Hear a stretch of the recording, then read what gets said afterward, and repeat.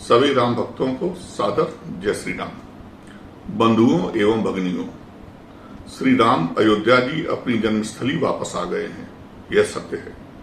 22 जनवरी 2024 को आए, यह भी सत्य है, और 496 वर्षों बाद वापस आए हैं, यह भी सत्य है। अब जानना यह है कि श्री राम गए क्यों थे और उन्हें आने में इतना लंबा समय क्यों लगा, और उन्हें लाने में कौन कौन और कितने लोग बलिदान हुए, कितने संघर्ष हमने किए जो इतनी शताब्दियां लग गईं, और वह लोग कौन थे जिनके कारण प्रभु को इतना लंबा निर्वासन सहना पड़ा। वह कौन थे जो पुनर्वापसी की राह में पग पग पर रोड़े अटका रहे थे, बाधाएं खड़ी कर रहे थे। यह सब जानना और इसे याद रखना इसलिए भी आवश्यक है कि यह निर्वासन की घटना पुनः ना हो। हमारे किसी भी मंदिर में किसी भी प्रभु के साथ इस प्रकार का निर्वासन, इस प्रकार का अन्याय दोबारा ना हो। हमारी हिंदू जाति को ऐसा अपमान दोबारा ना सहना पड़े। आइए आरंभ करते हैं श्री राम जन्मभूमि मुक्ति संघर्ष गाथा का यह तृतीय भाग। बंधुओं, पिछले भाग में हमने जाना कि 1857 के प्रथम स्वाधीनता संग्राम से क्षुब्ध आक्रोशित अंग्रेजों ने अमीर अली और बाबा रामचरण दास को फांसी लगवा दी और श्री राम जन्म स्थान पुनः मुसलमानों के अधिकार में चला गया। बंधुओं, हम जानते हैं कि सिखों के गुरु गोविंद सिंह जी ने श्री राम जन्मभूमि को मुक्त कराना चाहते थे और इस हेतु उन्होंने सिक्की फौज भी भेजी थी। उनके द्वारा खालसा पंथ का निर्माण ही वस्तुतः इस्लामी आक्रांताओं से त्रस्त हिंदुओं के रक्षार्थ ही हुआ था। सिखों की सबसे प्रबल धर्म रक्षक शाखा, जिसे हम निहंग सिखों के नाम से जानते हैं, उनकी एक सेना ने सन 1858 में श्री राम जन्मभूमि पर काबिल मुसलमानों पर आक्रमण कर उसे अपने अधिकार में कर लिया और श्री राम जन्मभूमि निर्माण को मुक्त कराकर श्री राम मंदिर निर्माण का संकल्प लिया। 30 नवंबर 1858 को मोहम्मद सलीम नामक एक व्यक्ति ने निहंग सिखों के विरुद्ध FIR दर्ज कराई, जिसमें उसने कहा कि निहंगों ने बाबरी मस्जिद पर कब्जा कर उसके अंदर निशान साहिब स्थापित किया है। उन्होंने हवन भी किया और उसके अर्थात बाबरी ढांचे के अंदर श्री राम भी लिखा। उसी दिन अर्थात 30 नवंबर 1858 को बाबरी मस्जिद के मुअद्दिन मोहम्मद असगर ने एक बैरागी के विरुद्ध न्यायिक कार्रवाई की याचना की, जिसने प्रांगण में एक मंच बनाया था और उस मंच को तोड़ने की मांग की। सन 1858 में ब्रिटिश सरकार ने श्री राम जन्मभूमि को 2 भागों में विभाजित किया।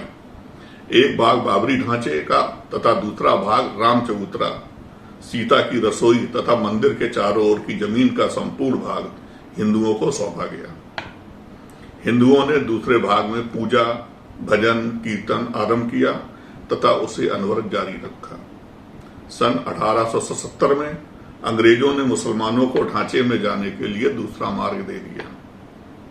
15 जनवरी 1885 को निर्मोही अखाड़े के महंत रघुवर दास ने राम चबूतरा पर जहां पूजा अर्चना होती थी वहां मंदिर बनवाने की सरकार से अनुमति मांगी। 24 फरवरी 1885 को फैजाबाद की जिला अदालत ने महंत रघुवर दास की याचिका यह कहकर खारिज कर दी कि राम चबूतरा ढांचे के बेहद निकट है। चबूतरे पर रघुवर दास का कब्जा मान्य रहेगा। वे चाहें तो दीवार उठाकर चबूतरे को ढांचे से अलग कर सकते हैं, परंतु मंदिर बनाने की अनुमति नहीं मिलेगी। अगर आज की दृष्टि से सोचें तो अच्छा ही रहा।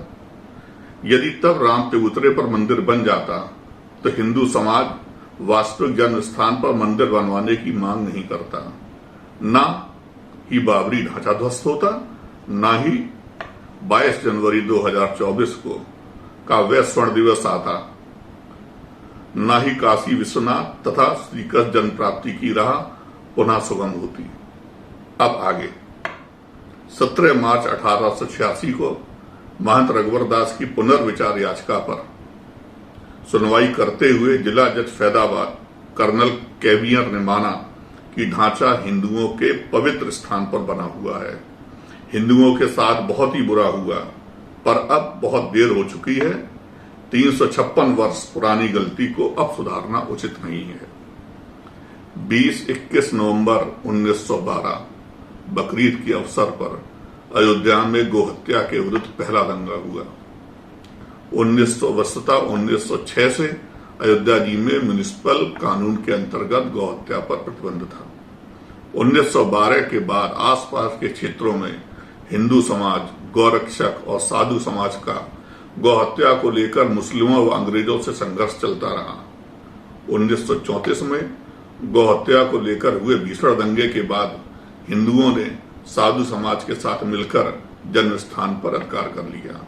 हिंदुओं ने इस्लामिक ढांचे को तोड़ने का भी प्रयास किया, गुंबदों को आंशिक रूप से तोड़ भी दिया। कुछ समय बाद इसे अंग्रेजों ने पुनः अपने अधिकार में ले लिया तथा क्षतिग्रस्त गुंबदों व दीवार की मरम्मत करवाई। इस घटना के बाद संपूर्ण परिसर में मुस्लिमों के प्रवेश को नकारा गया।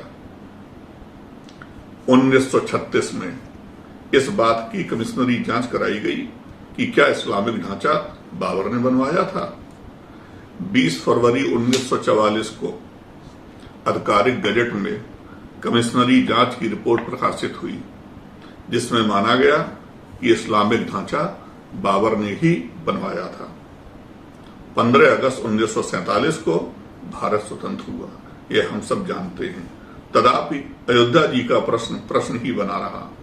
यद्यप तत्कालीन गृह मंत्री सरदार पटेल ने पराधीनता के प्रतीकों को हटाने का संकल्प लिया और केंद्रीय मंत्रिमंडल की स्वीकृति से सौराष्ट्र में महमूद गजनवी द्वारा तोड़े गए भगवान सोमनाथ के मंदिर का पुनर्निर्माण कराया गया।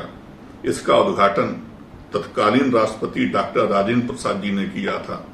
तब भी अयोध्या का प्रश्न ही बना रहा। अब आता है वह पुण्य दिवस। बंधुओं, यह पहली जीत थी हमारी। अब आता है वह पुण्य दिवस जब श्री रामलला प्रकट हुए। 22-23 दिसंबर 1949 की मध्यरात्रि को ढांचे के केंद्रीय गुंबद के नीचे फर्श के मध्य में श्री रामलला की मूर्ति प्रकट हुई और अल्प समय में वहां हजारों राम भक्त एकत्रित हो गए। श्री रामलला की मूर्ति के सामने पूजा प्रारंभ हुई। उसी समय से लगातार श्री राम जी के भजन, कीर्तन, पूजन की प्रथा शुरू हुई। बोलो श्री रामलला की जय। बंधुओं, इसके आगे की गाथा अगले अंक में। मित्रों, इस गाथा से अधिकांश जन परिचित हों, इस हेतु आपसे आग्रह है कि इस वीडियो को शेयर करें एवं इसे अपने अधिकांश मित्रों तक पहुंचाने की कृपा करें। धन्यवाद।